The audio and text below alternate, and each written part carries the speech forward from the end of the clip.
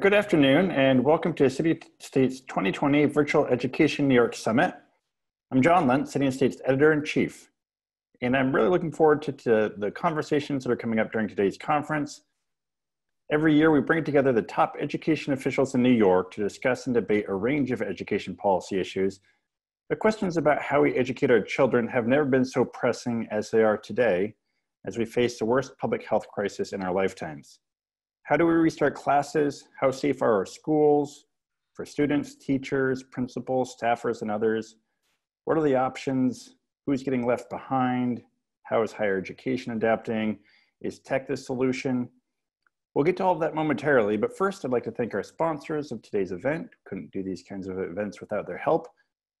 Our sponsors are SAP Qualtrics, Berkeley College, Google, NTT Data Services, UFT, Verbit, the Council of School Supervisors and Administrators, Hopera, Houghton Mifflin Harcourt, Monroe College, Overdrive, ICPH, the Institute for Children, Poverty and Homelessness, and CDW. But to kick things off, we have a special guest and an interview we'll be doing with Rosa, up until recently the Regents Chancellor, and now, as of just a few days ago, the new Interim State Education Commissioner. Rosa, thank you so much for joining us. Thank you for having me. And congratulations on your new position. I'll jump right in with questions for you. Being the state's education commissioner is not an easy job, and you know that as well as anyone.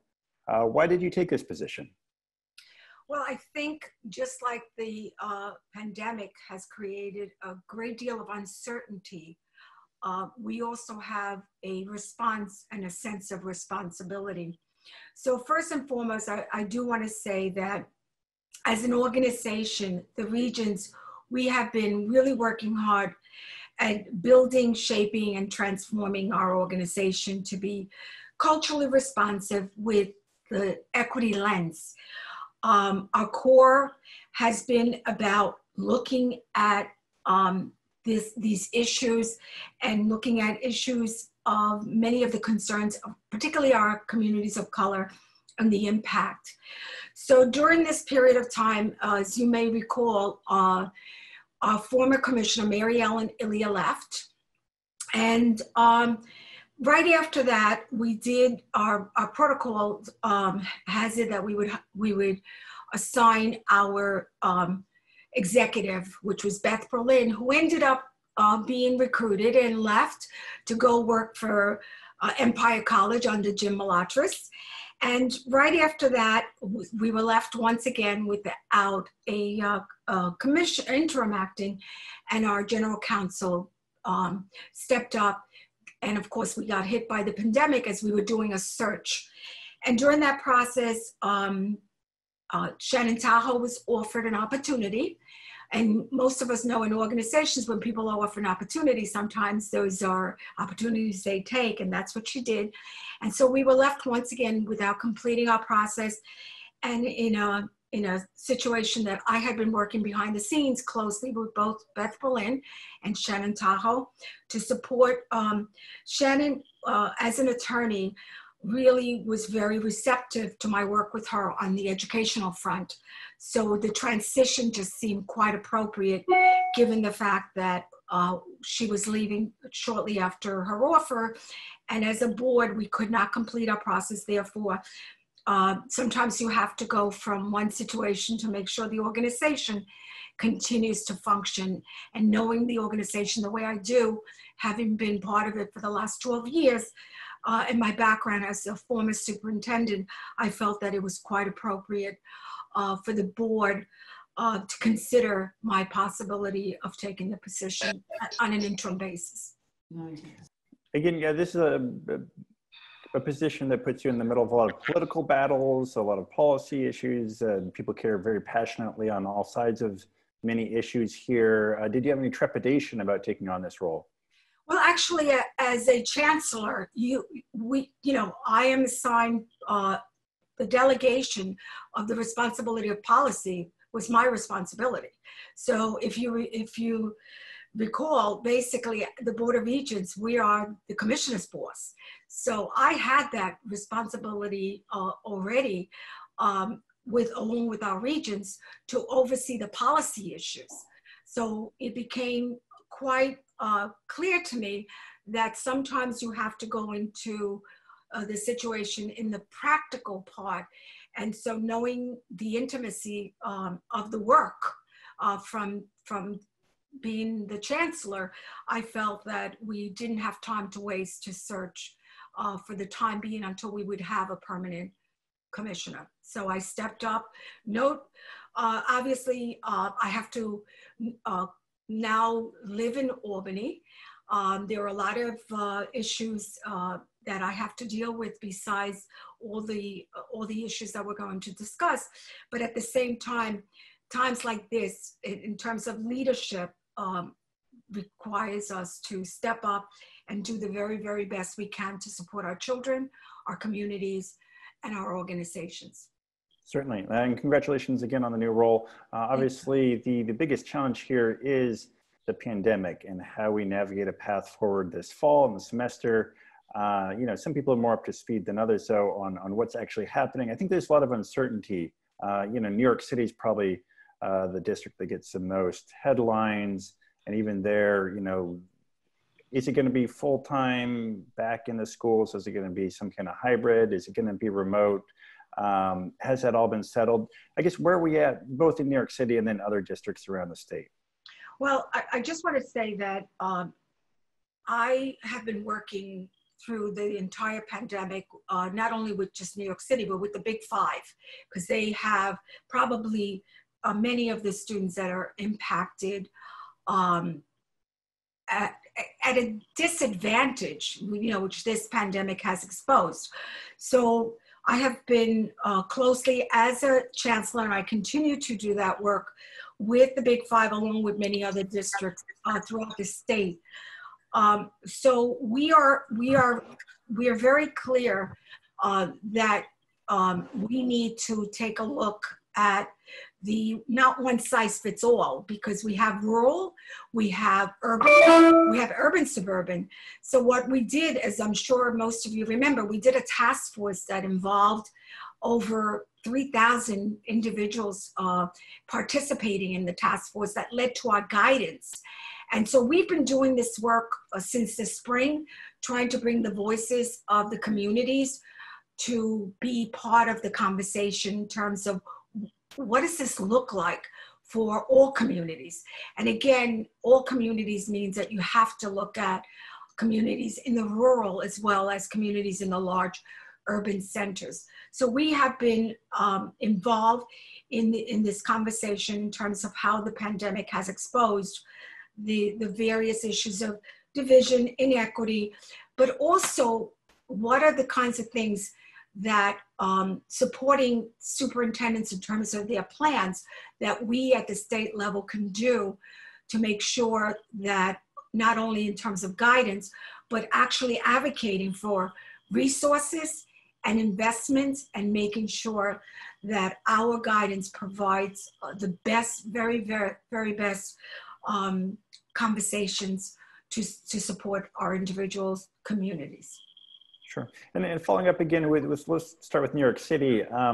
Is there a final plan in place? Are there still some last minute negotiations, a chance that the mayor's proposal could change in any way, or is it, here's the plan and we know what we're doing starting in a few weeks? Well, again, I've had conversations with the chancellor as recent as this past Sunday. We had a meeting. I will say that New York City has been planning from the very, very beginning. They had their own conversations. They participated with us in terms of the state task force. And they have been working closely with the various stakeholders.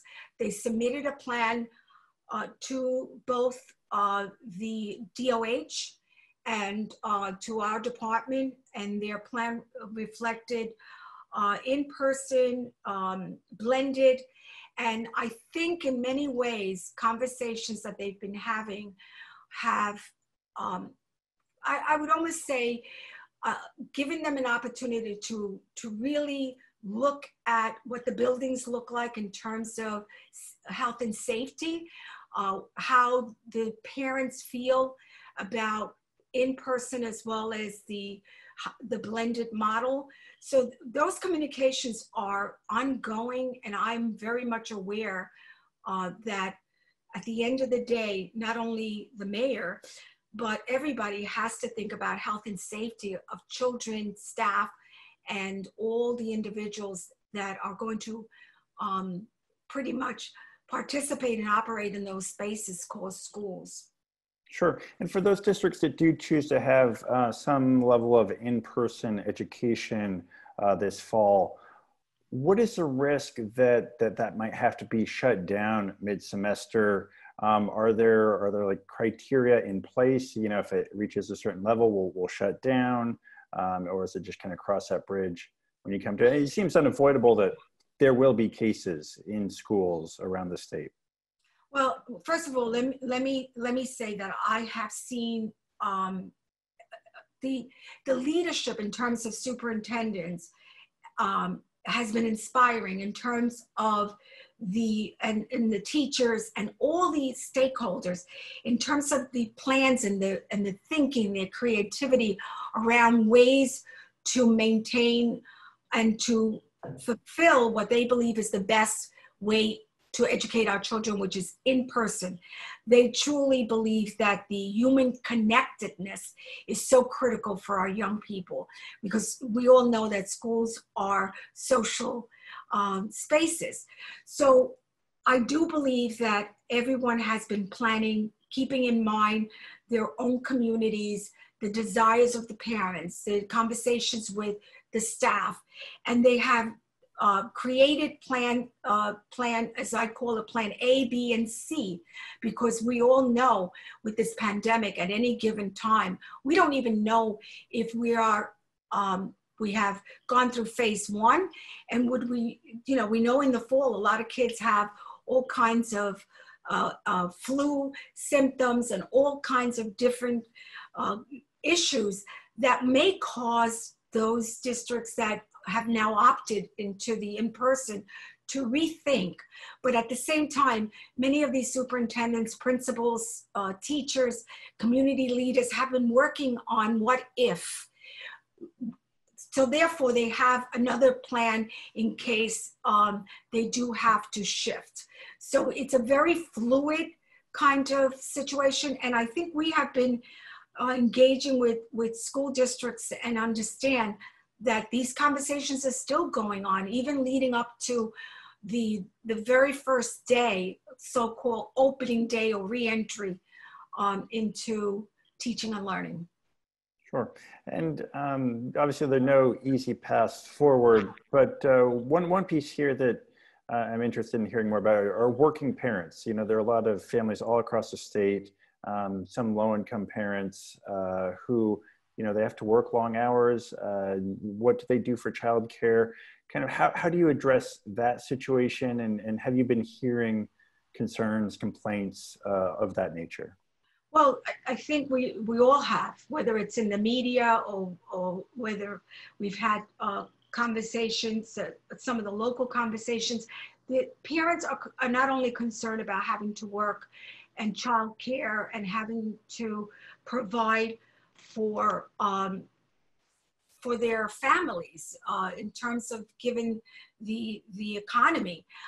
And so we have been trying to make sure that as districts make the kinds of decisions that they make, that in fact we are taking the child care issue into consideration, even the nutritional issues. We do have situations that we know that school lunches and other food issues are very, very specific to many poor communities. So school districts are in fact factoring this, and they factor this in many of their plans, knowing that these are very, very specific, critical issues that have to be looked at and explored as we go through this this pandemic situation and this crisis. Sure, and I think you alluded to this earlier. There are lower income students, often minority students, that may be more at risk of being left behind here. There's a digital divide. This has been reported at some length in the media, but could you address that? Sort of, you have many students, even if they are doing remote learning, they don't have internet access, or even some of the kind of stopgap efforts are not adequate.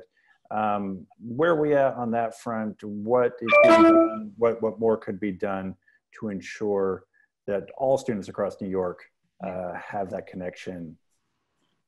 Well, I think it's obviously we know that the learning loss and the broadband issue is a mega issue for the state as a whole. The issue of loss of learning, of course, the plans for the learning to continue, knowing that we need investments in equipment and connectivity is critical. We know that in order to provide and make these transitions, and by the way, along with the same issue of mental health, many of our kids right now are suffering from not only, just as I said, malnutrition, in some cases lost, the whole idea that many of them have lost members of their families and are dealing with the anxiety, the depression, the isolation.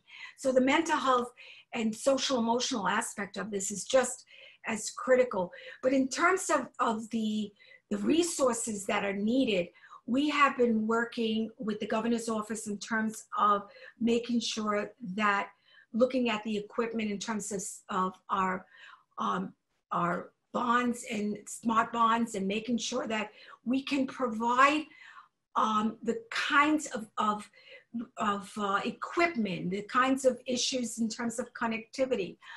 But we also have some communities that don't even have the connectivity, and students have to go into parking lots.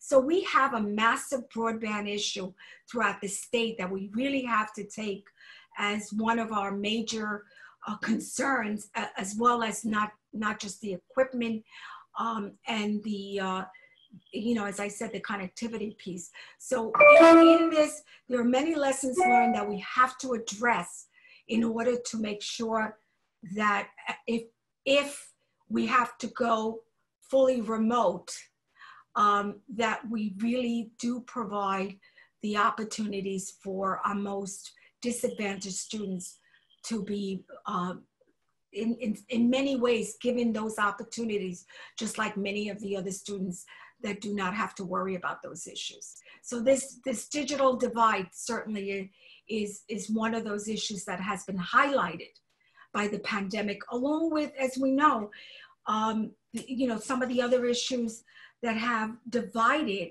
along the lines of looking at the evidence that we know which children are in buildings that are really buildings that are of a concern for teaching and learning as well. So it's the spaces, the opportunities to learn under the health and safety conditions. It's the equipment, the human connectedness that we need in terms of mental health issues. So we really have a lot on our plates in terms of making sure that our children are protected, our families, our communities. And this is really a tall order for all of us. This is not just a department issue, but it's really an issue of all of us in this together. Sure, and following up on that, obviously in the spring, there are a few months where districts did go remote, and the reports that there was a mixed success. Not every student was really getting the full hours of education required. If things don't improve significantly in the fall, what is the risk that this is just a lost year for students in schools right now? Well, I think I wouldn't call it a lost year. I would call it that we have had clearly for many children a loss of learning, and that we have an obligation. We have to make a commitment in terms of what are the kinds of things that we do to make up for that? What are the kinds of things that we do to ensure that if we go remote, that we do have, as you said earlier, that we do have the equipment, that we have the presence of connecting with these children. Some of the students, because their families, some of the parents were ill, they had to, particularly some of the high school students, they had to go to work.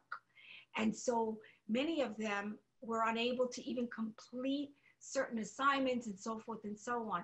We have to take stock of the full impact that this has had on our students and begin to work on what are the kinds of things that we have to put in place to not only make sure, to ensure and support our students at this stage, but also to continue to do that throughout this entire year. So we don't think about it in terms of just for the next couple of months, but rather for the next 12 months of school. You know, we can think about year-round school until such time as we know that our students' gaps have been addressed. So it's really, really knowing that we have a great deal of work to do to really fulfill the loss that has been exhibited as a result of what has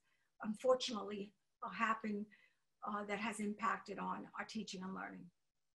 Sure. I do have a couple of just kind of basic questions from the audience I want to hit on quickly. How will teacher evaluations be handled while learning remotely? Well, I do think that some people have come up with the idea that, for example, as teachers are teaching, supervisors can in fact be a part of observing the interaction. So those can be done. I would say that the continuation of making sure that we do a great deal of professional development with our teachers. Many of them had to go into remote teaching without having had this transition, this shift, and the experience. So I think we have to make an investment up front to ensure that teachers feel very comfortable with this new methodology.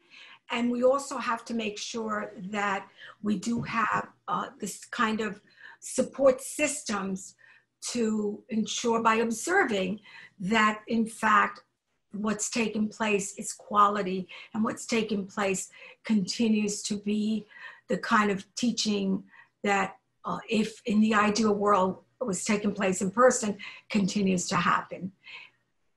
Sure. And switching gears again, I guess the decision-making process, how various districts are deciding to go forward, the guidelines put in place by the state. It's striking that Governor Andrew Cuomo was the one who announced, look, here's how we're going forward on a statewide basis. Was it essentially up to the governor? What role did the state education department, the Board of Regents play in that decision? Well, we had 4 regional meetings for the task force, and we gathered information. Those were all recorded. Those are all on our website. Different stakeholders participated. So we did have the voices of the individuals from all parts of the state. We were able to then, through WestEd partner company, we were able to distill that into what we call coding and finding what was some of the concerns, the challenges, barriers, and so forth and so on.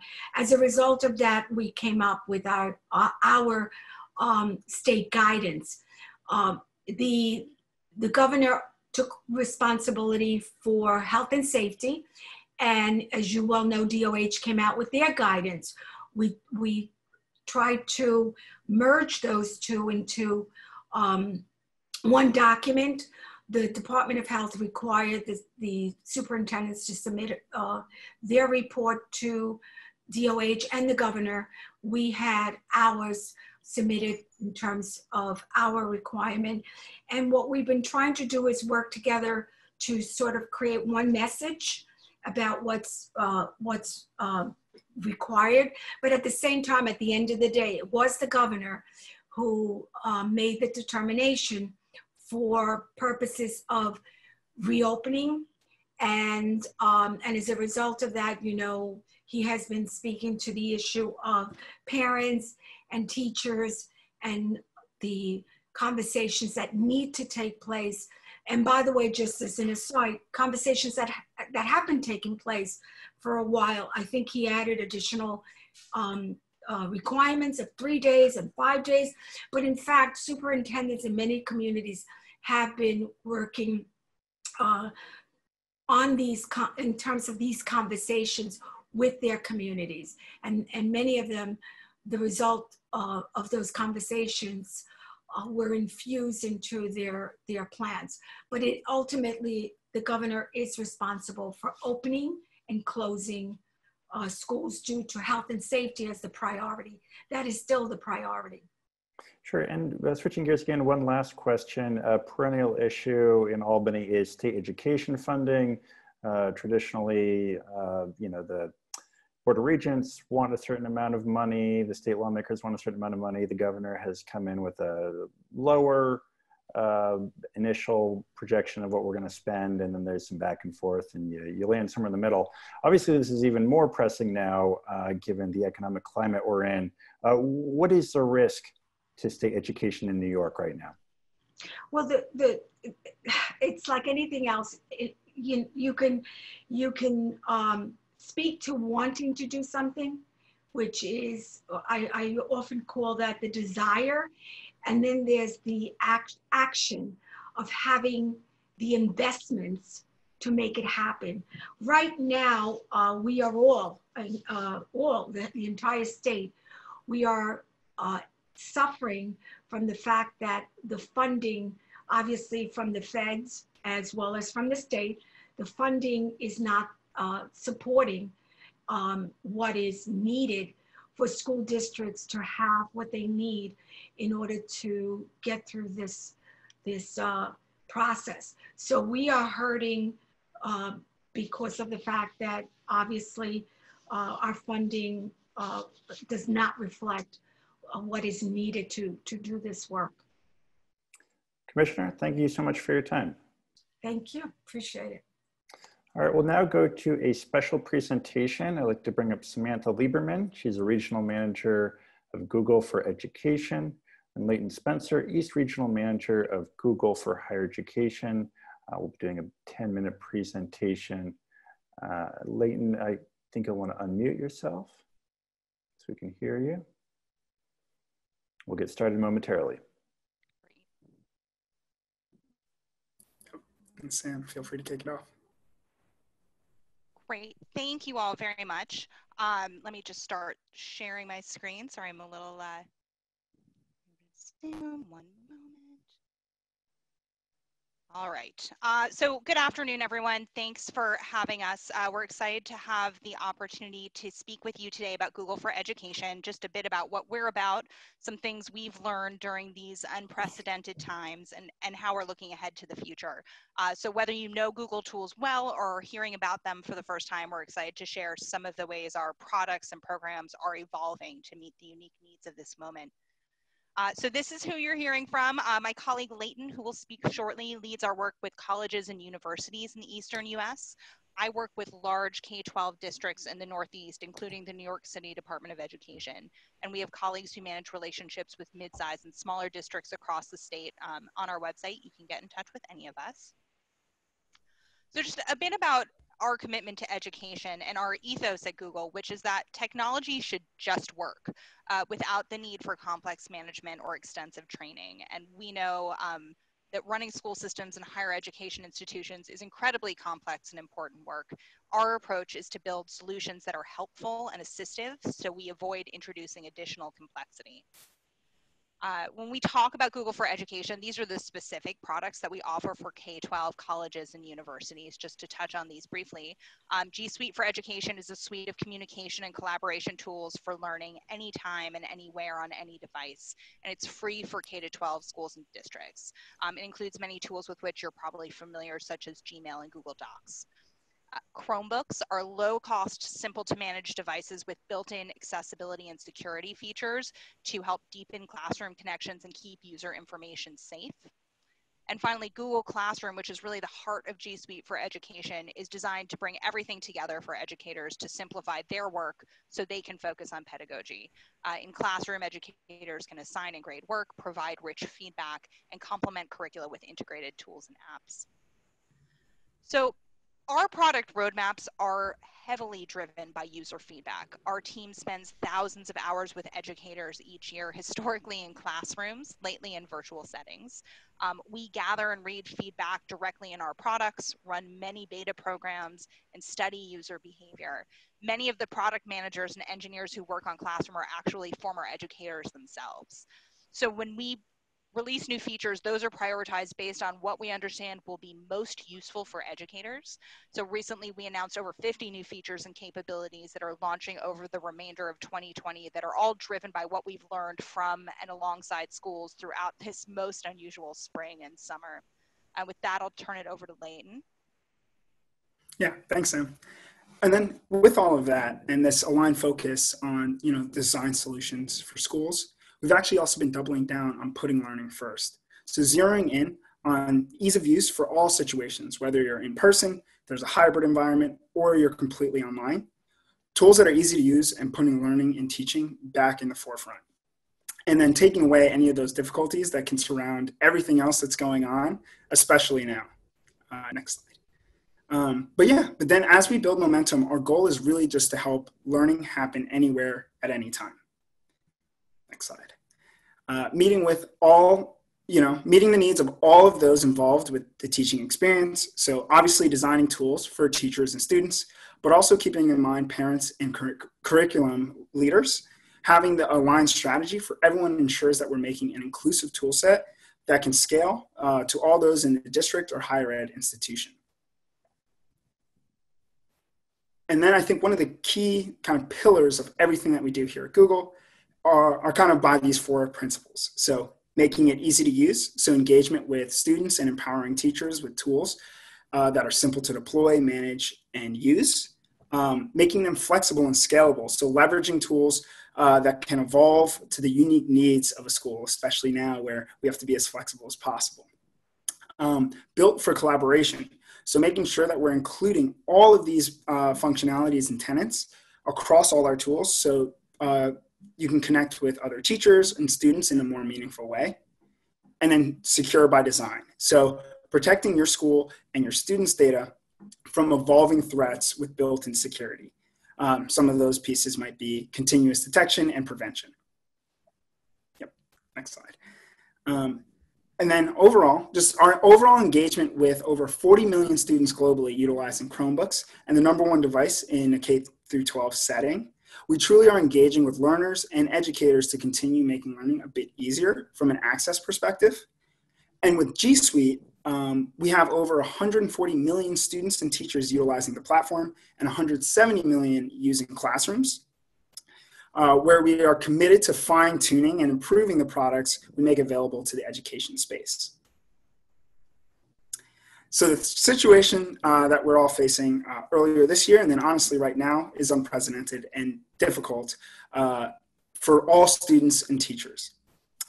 As the UNESCO Director General put it, never before have we witnessed educational disruption at this scale. And Google really wanted to position ourselves to where we are here to help address any of the hurdles that you're still facing, or even some ones that are continued to be passed but might come up again in the future. So the goal for us here at Google is to assist no matter what you're trying to teach or where you are. Our mission is to provide products, programs, and training to help educators and students everywhere. Whether you're in need of assistance with home teaching or learning environments that need to be set up, or just in need of some support with best practices, our teams are committed here to kind of aiding all educators and students to help facilitate learning. And then here, just a look into some of the programs that we've set up so far. So we put together kind of this full flow to help meet all the needs of different individuals, again, involved in that teaching and learning process. So with the Teach from Anywhere program, it really helps both teachers, but then also families help succeed with how they can utilize Google for Education products. We updated our Teacher Center that we have filled with new distance learning training videos and resources, and then launched a number of webinar programs to help enable education leaders on Education on Air. All of these items are to assist with the challenges and align teachers, families, and students to make things a little less disruptive and a little easier on every single individual. And then we've also heard the feedback from schools directly and universities directly as well to some of the changes that needed to be made or additional features that needed to be added to our kind of full suite of products.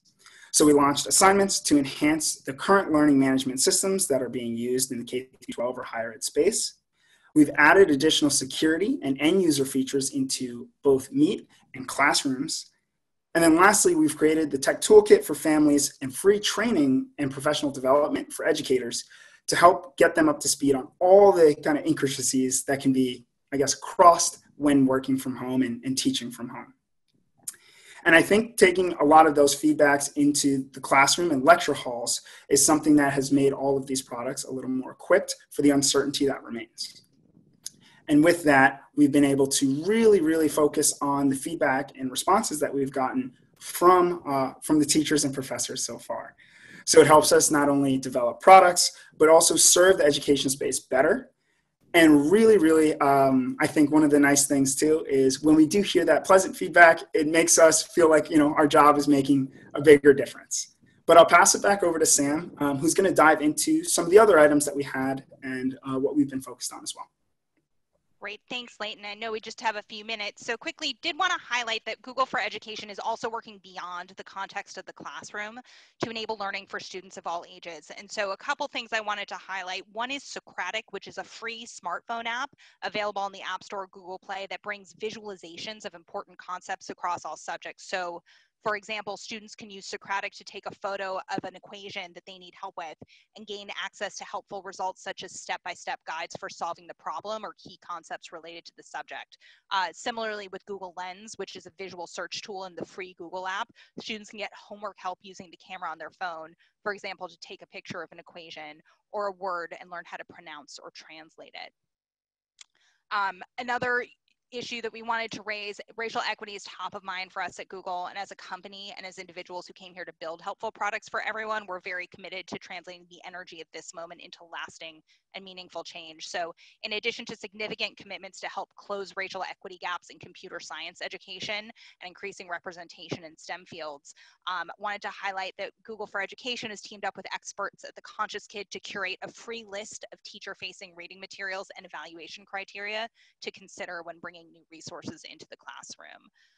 So in closing, if we've learned anything from the past 6 months is that we don't know what the next 6 months will bring. Regardless, we are committed to working alongside and in support of schools and educators to meet the challenges of today and whatever lies ahead. So thank you for giving us some time. You can go to edu.google.com or Google for Education and learn a lot more and contact us there. Thanks so much. Great, thank you, Samantha. Thank you, Leighton. Following that sponsor presentation, we'll go directly into our first panel. If you're on that first panel, public school education in a post-COVID world, if you could bring up your video, unmute yourself, we'll get started momentarily. I'd like to introduce first our moderator, David Bain, Vice President for Academic Planning and Analytics at Houghton Mifflin Harcourt, our session facilitator. As a leading provider of K-12 core curriculum, supplemental and intervention solutions, and professional learning services, Houghton Mifflin Harcourt partners with educators and school districts in efforts to engage learners, empower educators, and improve student outcomes. David, I'll turn it over to you. Thank you, John. Thank you to City and State for hosting this event. Houghton Mifflin Harcourt is proud to be a part of this crucial conversation where we talk about different options for bringing students back to learning environments this fall. As Houghton Mifflin Harcourt is a leading provider, as you said, of not only curriculum, but professional services and supplements, we also are a leading provider of insights to help districts at this time to build models that might work in remote learning, hybrid learning, or actual in-class instruction. I'm excited to introduce our panelists and begin our discussion about how best we can support teachers and students and families this fall as we return to learning. So our first panelist is Senator John Liu. Senator Liu grew up in New York City and grew up in New York public schools and now represents a broad area of Northeast Queens. He's the chairperson of the Senate's Committee on New York City Education. Senator Liu, in the spring, New York schools had to quickly transition to remote learning. We all recognize the schools did incredible work, but ultimately we know we had mixed results because the infrastructure and the supports were just simply not in place. As you think about this fall, Senator Liu, are you more hopeful? And why are you more hopeful that remote learning will work? I'm hopeful because I know that we have the biggest school system in the country. I often say we have the best school system in the country, even though the news likes to focus on the schools that are doing poorly or doing or need improvement. We have an incredible group of teachers, public school teachers, who are committed to the school, the kids and the families and the schools in ways that are unparalleled anywhere else. And I've been to a lot of cities and observed the school systems there. We have principals and school staff that are just, if you look at what's happened in these last several months of remote learning, the commitment that they have is unparalleled. And those are just like the basic core ingredients that are necessary for a school system. So I'm very hopeful of what the fall and future terms have to bring for New York City public school kids. Obviously, there are lots of questions, and Chancellor, or I should say Commissioner Rosa, has gone through many of those issues. I know the Department of Education has been working hard, and Chairman Treyger has had a number of suggestions. I've myself tried to hold back a little bit just because, you know, the DOE has had so many issues to deal with, and, you know, people are now, there's lots of criticism about whether the mayor's trying to open the schools too early. I think if he had decided that the schools would remain remote for the time being, there'd be lots of pushback from parents and students about why the schools aren't opening at all. And so, you know, I want to give them some chance to conduct their policies and to execute them properly. But I also want to urge the administration, especially the mayor, to get the politics out of this. You know, get on the same wavelength with the governor. People are tired of that kind of nonsense between the two of them. Then make sure that you're making, as the mayor, you're making decisions based on policy, based on what your commissioners are telling you. It does not hurt. It does not help at all when the health commissioner resigns on you and has less than pleasant things to say. And finally, go with what the public health experts and the doctors are saying. You know, if they say 5% is a threshold and you want to knock it down to 3%, well, that's a political decision, and you're going to have to own up to it. So just very quickly, those are my very top line thoughts. I look forward to sharing more thoughts and discussion with this incredible group of panelists that you've given me the opportunity to be with. Thank you. Right. Thank you, Senator Liu. You know, our next panelist I want to introduce is Senator Shelley Mayer. Senator Mayer represents the 37th District of New York, which includes Yonkers, White Plains, New Rochelle, and Rye. Shelley's been a consistent champion of education across the state, and she chairs the State Senate Education Committee. Senator Mayer, as you listen to Senator Liu, but with a perspective of thinking about the suburbs and rural New York and the smaller urban centers, why are you hopeful in your area that remote learning will be better executed this fall? Well, I'm cautiously hopeful. Let me just start with that. I mean, I am hopeful because, as Senator Liu said, you know, our teachers, administrators, parents all stepped up and did the best they could, and they learned a lot. I think we certainly learned that the inequity in our school districts, whether it's in the city of New York or the city of Yonkers, the city of Rochester, or in our rural communities and many of our suburban communities, which also face inequity, have been exacerbated by remote learning. And we really have to tackle that head on if we're going to continue to have remote learning, which we are. That being said, I think there's a confluence of goodwill and willingness to compromise and work together. But I would say we have real concerns by teachers and staff about the safety of schools throughout the state, very legitimate concerns. We have concerns of working parents that they don't know what they're going to do with their children if schools are not in person.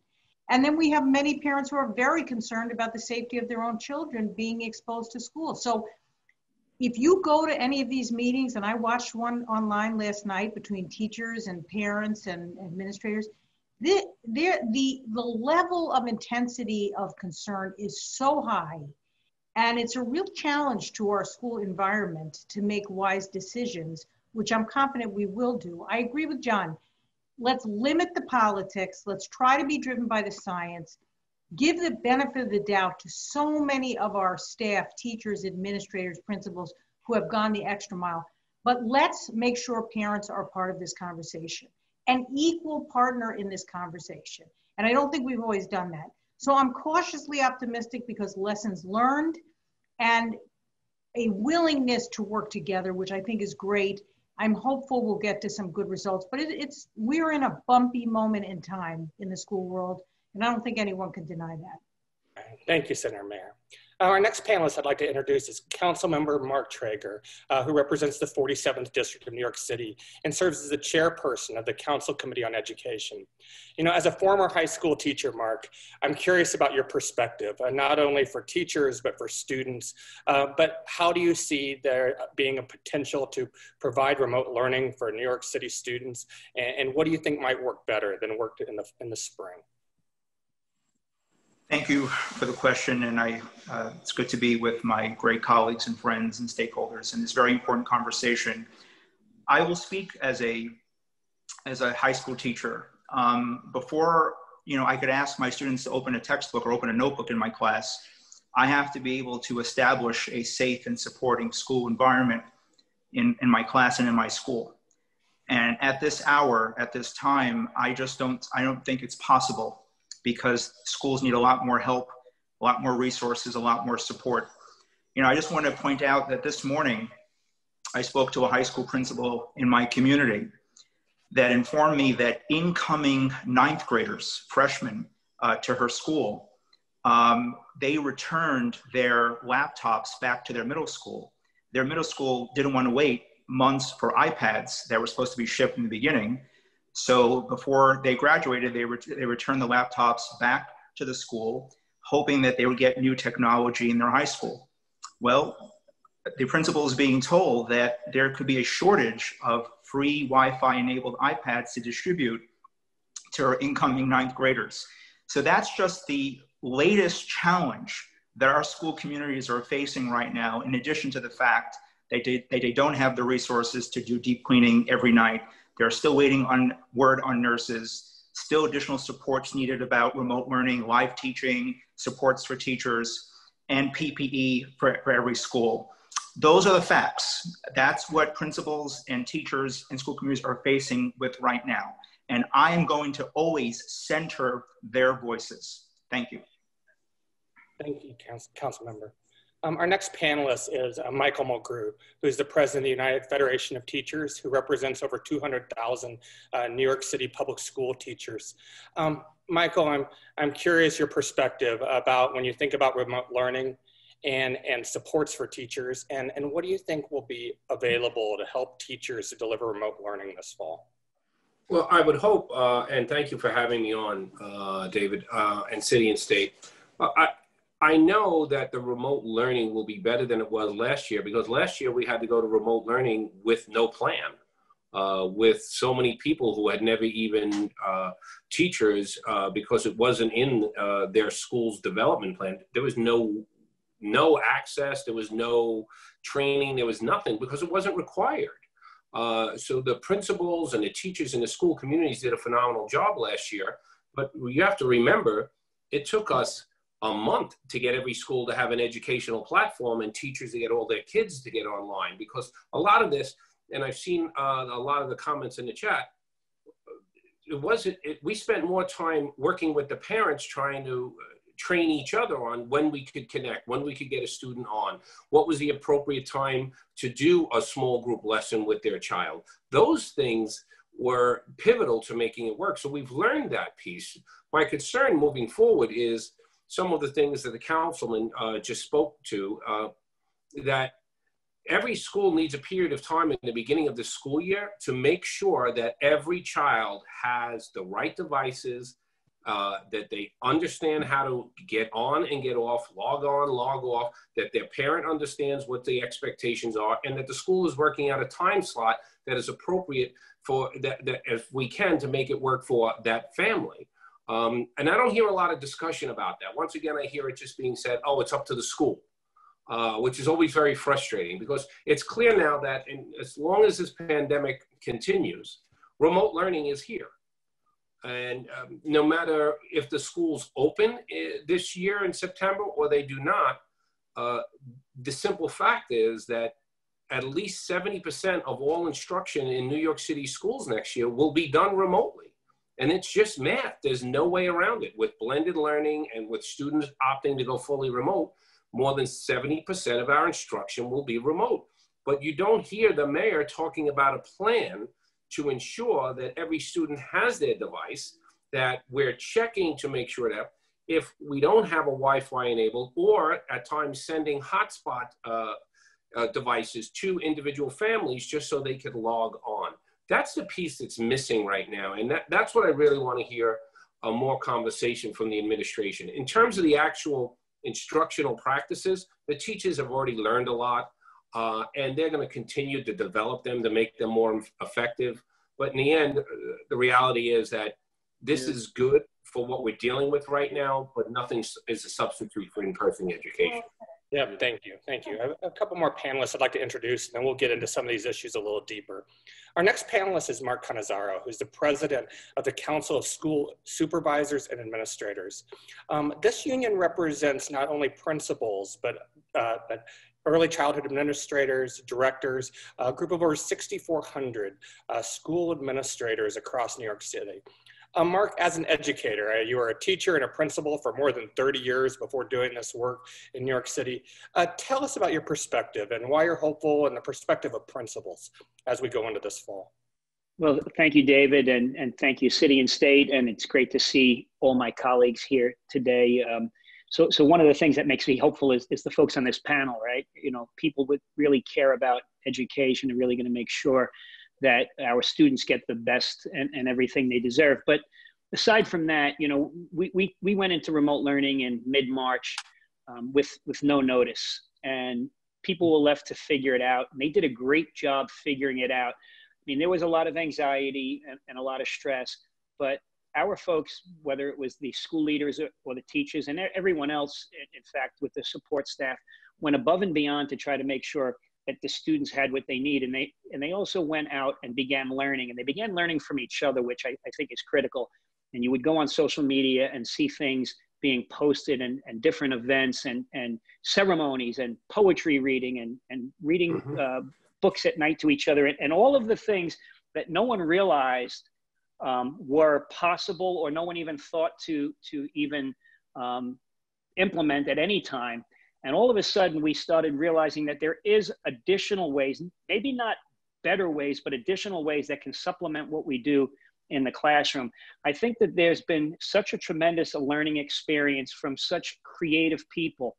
You know, some of my best teaching skills came from observing other teachers when I became an administrator and seeing some of the wonderful things that happened and being able to go to the next teacher and suggest they try something that I just saw in another room. And now with the technology that we have, we're seeing this nationwide, worldwide. We're seeing some great techniques and some wonderful creative ideas happening, and the cross-pollination is just amazing. And then you look at our outside partners. You know, we just saw a presentation from Google, which showed some real creative suggestions and ideas. And there are vendors and different partners out there, again, nationwide, coming up with some real creative solutions, listening to educators, finding out what they need and how they can make things better. You know, we're also starting to load up our coursework so that we're able to have coursework that is available online for people to see, comment on, make better, and for us to make adjustments so we can finally have a curriculum in this city and even further, maybe across the state, that we can all look at and say, all right, here is a great model, a great sample. So there's still a tremendously long way to go. I mean, I have to acknowledge the fact that funding and staffing right now are serious, serious concerns. Thanks, and if we don't get that straight, we're not going to be successful. But there is also so much to grasp onto right now that if we get those other things straight, and of course the safety protocols, if we get all those things straight, we can come out of this a better system. Thank you. Thanks, Mark. Let's dive into those in just a moment. Our next panelist is Tracy Walkus. Tracy represents Overdrive. Overdrive is a digital distributor of ebooks and audiobooks and digital content for schools and public libraries. Tracy, I'm curious about your perception of the ed tech industry and how the ed tech industry is responding to this crisis and providing new resources to school districts. I was so busy listening, I forgot to unmute myself. Thank you very much for having us here today. And I will tell you that I spend all day, every day, talking to district leaders across the state and across the Northeast. And all of the things that you're raising today are front of mind. But as a 25-year educator and part of ed tech, I can tell you that everyone is developing and changing and pushing others to meet the needs of schools as they are presented today. And what I know as a teacher, I believe that once a teacher, always a teacher. Teachers and educators are extraordinary human beings who have found a way to overcome obstacle after obstacle that we put in their way. And this was no different. And I am so looking forward and so encouraged by the conversations I have with superintendents and building principals and curriculum leaders about the plans that they are putting in place to ensure that we have a really successful, or as successful as it can be with the limitations in front of us, in providing an equitable education experience for students this fall. Yeah, thanks, Tracy. We have a very similar experience at Houghton Mifflin Harcourt. We have the benefit also of working with district leaders every day, and we're just blown away by the amount of innovation that's happening, both at the school level and also with K-12 providers. We know that kids need to have access to virtual learning, to rich, rigorous, engaging curriculum. We know they need supplements. They need assessments, but on the other side, we know that teachers need the flexibility to deploy these things in regular classrooms and online learning. And so to watch that innovation occur, we're really hopeful that it might benefit education when we're well beyond this crisis. So let's get to the meat of our conversation. I'm gonna shift to Councilmember Traeger. I'm sure that everybody on this panel acknowledges the heroic work of teachers during this time. And we have to recognize that teachers not only deliver instruction, but they provide for the social and emotional supports of students. So, Councilmember Traeger, could you speak just a little bit about what can we do to help best support teachers as they come back to school and also as they deliver instruction in so many different environments? Thank you for that question. And I'm in touch with educators literally every day, and I still consider them to be my family. I want to tell you that, first of all, I appreciate your recognition of the work teachers do. I think everyone in positions of power need to remember the work that teachers do. And some folks forget that even though the buildings physically closed, education and connections continued. Educators that I know that I spoke with became de facto counselors, where they broke up school rosters and made wellness calls every week to check in on their kids because they understood it wasn't enough to log on to an iPad or a laptop. They wanted to hear their students' voice. They learned through those phone calls about food insecurities, housing insecurities, challenges battling the pandemic, students losing loved ones. So I think that a recognition that educators are first responders in so many different ways. They have gone above and beyond. They have, turned remote learning planning and basically under a week. As a teacher, it would take me the summer to plan for the year ahead. They basically turned this around in about a week and doing this kind of without support. And secondly, what I would argue is you want to support your teachers, support your school communities, call your politicians and tell them we need Congress to pass the HEROES Act. We need the federal government to give us support for schools. We need the state to give us support for schools. We need the city to prioritize dollars for support for schools, because they need money and they need time to operationalize plans in order to meet the needs of our kids. I think teachers need honesty, they need that support, and they need resources and time to get this right. Thank you. Thanks. You know, Senator Mayer, we often hear you advocating for the other most critical stakeholder in